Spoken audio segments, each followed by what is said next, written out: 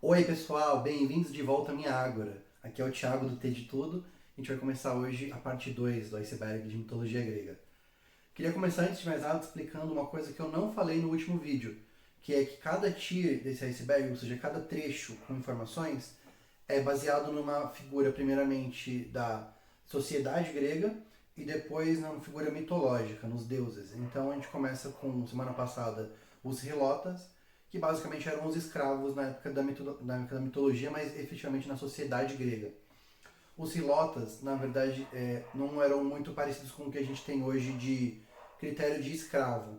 Eles eram do Estado, eles eram personalidades do Estado, e geralmente é, estrangeiros que eram pegos durante a guerra, alguma pessoa que vinha morar como imigrante, e essas pessoas não tinham direitos como cidadãos, que é o nosso nível atual da TIR, e essas pessoas eram escravizadas. Não era algo legal, quando a gente pensa, basicamente a Grécia, sendo o berço da cidadania, ter uma escravidão dessas é uma coisa meio chata, né? Mas era assim que funcionava e sinto muito por isso. De toda forma, hoje, como eu falei, são cidadãos que eram as pessoas com direito na cidade, que podiam votar e tinham total liberdade na política e na parte militar das cidades. Beleza? E tirando isso do caminho, vamos começar a tier com o primeiro tópico que é Zeus é meio babaca. Agora a gente começa a entrar bem perto do que é realmente a situação dos deuses. Efetivamente Zeus, que sendo o líder do Olimpo, ele era realmente uma criatura meio negativa, vamos dizer assim. Basicamente, uma história que eu acho legal de contar para mostrar o nível de babaquice que ele tinha é que ele, em uma das milhares de vezes que se interessou por uma mulher humana, era essa mulher chamava Europa, ela estava se banhando na beira do mar, e aí ele tentou chegar perto dela como Zeus e ela não quis saber dele porque ela era muito fiel ao seu marido. Então ele foi lá, transformado em um touro branco lindo, todo dócil, legal, chegou perto dela, ela olhou, começou a fazer carinho, ele deixando, aí quando ela monta nele, ele tá voando, correndo pela água, até chegar na ilha de Creta, e aí se transforma de volta em humano e transa com ela. Tipo, meio que ela tá sem resistência por causa do desespero da situação. Então, dá pra vocês terem uma noção de que ele não era bonzinho, como a gente costuma ver nas mídias por aí. Indo em frente, Hades não é tão mal assim.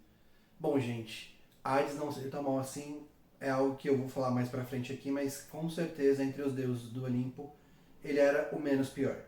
Isso, no geral, vocês vão ver que ele era muito generoso com os visitantes que iam pro submundo, ele tinha uma relação muito boa com a esposa, e a única coisa que eu realmente considero que foi muito pesado da parte dele foi como ele conseguiu a esposa dele, Perséfone. Ele viu ela através de das entradas do submundo, se apaixonou por ela, e para poder chamá-la para dentro do Hades, que é o nome também dele, e do submundo, ele plantou uma flor muito bonita bem perto da entrada. Ela foi chegar perto e acabou caindo lá dentro, e ele levou ela para o palácio. Dentro do palácio, ele tratou ela super bem, apesar de tudo, deu comida legal, fez um banquete, mostrou para ela as flores do submundo, mas fez ela comer uma romã, que na história da mitologia é uma fruta do submundo, e quando ela comeu essa romã, ela não poderia voltar de vez para o mundo dos humanos, ou para o mundo dos deuses também. E com isso, ela acabava tendo que ficar pelo menos 8 meses de cada ano dentro do submundo com Hades, o que acabou fazendo com que esses 4 meses que ela ficasse fora acabasse virando o que a gente consideraria como o inverno, ou pelo menos uma versão menos positiva da Terra. Eu vou entrar em mais detalhes por isso mais pra frente, mas por enquanto é isso. E, como falei no geral, ele era super bondoso com as pessoas que acabavam indo parar no submundo e era um comandante justo dos mortos. Então, eu particularmente acho que Hades recebe uma péssima reputação para essa imagem meio demônio que as pessoas dão para ele que não tem nada a ver. Em seguida, Fábulas de Esopo. Esopo, ele era um escritor e historiador grego que decidiu usar fábulas, ou seja, textos com uma pegada mais infantil, mais falando sobre coisas importantes, como lições de moral. E aí ele escreveu muitas delas que foram readaptadas por outros autores depois, e às vezes até a gente já escutou como histórias infantis, né, no nosso mundo hoje. Uma que eu acho que é muito conhecida é a história da lebre e da tartaruga, em que a tartaruga aposta uma corrida com a lebre, e a lebre basicamente aproveita da boa vontade da tartaruga de participar da corrida, fica zoando ela, parando várias vezes, até uma hora até tira um cochilo no meio da corrida, e a tartaruga ganha porque a lebre está dormindo. E aí a lição de moral dessa história era que, bom, dependendo do momento, ou seja diligente, faça o trabalho com calma, mesmo que tenha alguém melhor que você, porque você vai conseguir, ou basicamente, quem para pra zoar os outros sempre perde. Em seguida, a gente tem Assassin's Creed Odyssey, é um dos últimos jogos que teve da série Assassin's Creed. E a série em si não é muito voltada para grandes questões mitológicas ou místicas, mágicas. Em geral, tecnologia, tanto tecnologia atual como tecnologia dos ancestrais do mundo que existe. Nesse jogo em particular, o nosso jogo personagem que a gente usa ou é um homem ou uma mulher que são descendentes de Leônidas, o rei de Esparta, e eles estão no período da Guerra do Peloponeso, que foi uma guerra entre as cidades de Atenas e Esparta para dominar a Europa. A Europa, claro, a parte da Grécia, mas o maior berço da civilização naquele momento.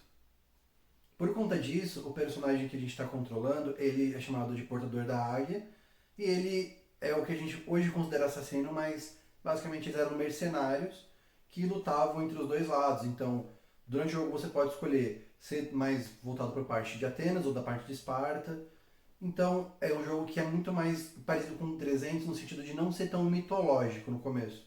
Você acaba eventualmente encontrando criaturas mitológicas como Medusa, até como alguns deuses, como a própria Perséfone, que é a mulher de Hades, mas não é o foco principal do jogo. Então, tirando um capítulo especial, que é um DLC chamado de Atlântida, tirando isso, no jogo é muito mais voltado para essa questão de como funcionou a guerra, como esses dois personagens, especificamente o seu protagonista, lida com essa situação do período histórico. E por fim, eu queria falar de God of War. É uma série também que muita gente conhece, fez apresentações, em que você controla um personagem chamado Kratos, que também é o rei de Esparta, e no primeiro jogo ele efetivamente é um servo do deus Ares, até o momento em que ele é recrutado por Zeus e Atena para matar o Ares, o deus da guerra, que é o nome do jogo também, porque ele está causando muito caos, muito sofrimento na Grécia, e isso está prejudicando as outras cidades. Durante esse jogo você começa a ganhar habilidades especiais, começa a ganhar poderes que são próprios dos deuses, e também enfrenta criaturas mitológicas, como a própria Medusa de novo. Você enfrenta minotauros, zumbis, tem de tudo nesse jogo. E basicamente no final tem uma revelação muito importante, que eu não vou dar spoiler, porque claro que por mais que seja um jogo antigo, pode ser que tenha alguém que ainda não jogou. E o final é muito bacana, e esse jogo teve, só da mitologia grega, pelo menos 3 sequências. O God of War 2, o God of War 3, o God of War Ascension, que se passa antes do primeiro jogo, e no final de tudo teve um novo jogo recente que se trata da mitologia nórdica. E é isso, gente. Brigadão por terem assistido mais um vídeo. Esse, como eu falei, ia ser mais curto mesmo, porque tem menos tópicos do que os outros do Iceberg. E o próximo vídeo, inclusive, vai ser um dos mais longos, porque tem bastante tópicos para falar. Obrigadão por terem assistido até aqui. Se puderem deixar um like depois, compartilhar esse vídeo, ajuda muito o canal. Está no momento de crescimento inicial, então isso com certeza vai ser muito útil pra gente. Obrigadão mesmo por tudo e até a próxima.